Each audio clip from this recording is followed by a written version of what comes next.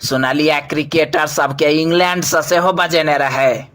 अरे बाबा ई पाकिस्तानी क्रिकेटर नहीं है, बाबर आजम, ओकरो 10 करोड़ रुपया दो के बजेने रहथिन अंबानी जी अपन मोटू बेटा के बियाह में।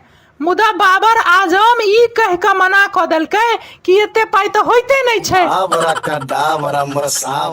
पाकिस्तान तो अहिना दलित छै यार, ओकरा सबके की पता 10 करोड़ रुपया में क्या टा जीरो है छै, कटोरी लगा अहिना भीख मांगे छै।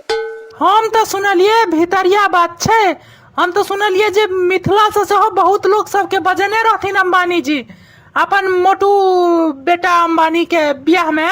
बजेने रहथिन मुदा बाद में भगा देलखिन। से किया? अरे ओतऽ बिल गेट्स से चंदा मांग लगले विद्यापति समारोह के लेल मैथिली वाला लोग सब।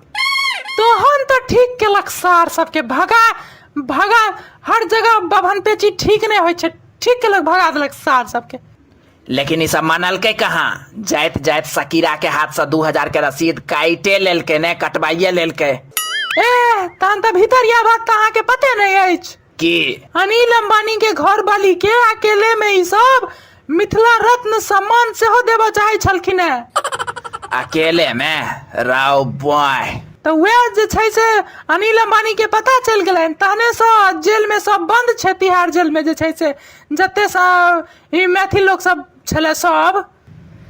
आ मन शांत भ गेल हेतै सार सबके। कहाँ शांत भेले, कहाँ भेले शांत?